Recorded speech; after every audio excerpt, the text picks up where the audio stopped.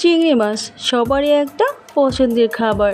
সে হোক না বাগদা, সে হোক না গলদা, সে হোক না কুচো চিংড়ি, আর না হয় দেশি চিংড়ি, সবার কাছে এটা খুবই একটা ফেভারিট কমন খাবার।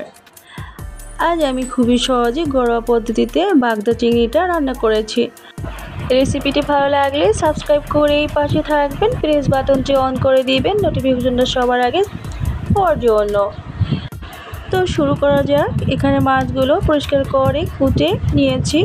একটু হলুদ গুঁড়ো আর একটু মরিচ গুঁড়ো আর একটু লবণ দিয়ে ম্যারিনেট করে রেখে দিয়েছিলাম। চুলে একটি প্যান বসিয়ে সরষের তেলটা গরম করে ম্যারিনেট করা মাছগুলো ঢেলে দিয়েছি। মিডিয়াম পর্যায়ে জাল রেখে মাছগুলোকে ব্রাউন কালার করে ভেজে নিব। এক সাইড ভাজা হয়ে গেছে, অপর সাইডটা একই প্রসেসে ভেজে নিয়েছি। মাছগুলো তোলার পরে প্যানের উপর আবার সরষের তেলটা অ্যাড করে দিলাম। তেলটা গরম হওয়ার পরে পেঁয়াজ কুচি অ্যাড করে দিয়েছি। কিছুক্ষণ নেড়েচেড়ে ভেজে নেওয়ার পরে 1 স্পুন রসুনের পেস্ট, 1 স্পুন পেঁয়াজের পেস্ট, 2 স্পুন পেঁয়াজের পেস্ট আর দিয়ে দিয়েছি 2 স্পুন আদা পেস্ট।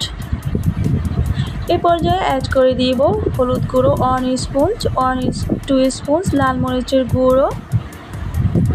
সবগুলো উপকরণ দিয়ে আবারও একটু তেলের উপরে ভালো করে ভেজে নিচ্ছি। পানি দিয়ে মশলাটা কষিয়ে নিচ্ছি। দিয়ে দিলাম স্বাদ মতো লবণ।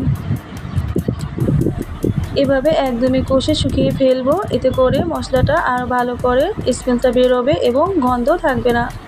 1 স্পুন ধনে গুঁড়ো, 1 স্পুন জিরে গুঁড়ো অ্যাড করে দিয়েছি। দিয়ে দিলাম পানি।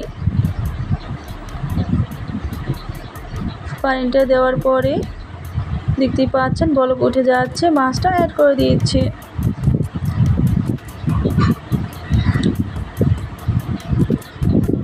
এ পর্যায়ে একটু হাই হিটে জাল করে নিব। একদমই রেডি আমার গলদা চিংড়ির রেসিপি। দেখতেই পাচ্ছেন কতটা লোভনীয় হয়েছে, কালারটাও কিন্তু ঠিক পর্যায়ে রয়েছে। এটা যে কেউ তৈরি করে খেতে পারবে, কোনো রকমের কোনো প্যারা নেই। তো আপনাদের কাছে ভালো লাগলে আমাকে অবশ্যই কমেন্ট বক্সে জানিয়ে দিবেন। সুন্দর হাতটা দিয়ে একটা লাইক করে দিবেন, বন্ধুদের সাথে শেয়ার করতে ভুলবেন না। এ পর্যন্তই। ভালো থাকবেন, সুস্থ থাকবেন। আল্লাহ হাফিজ।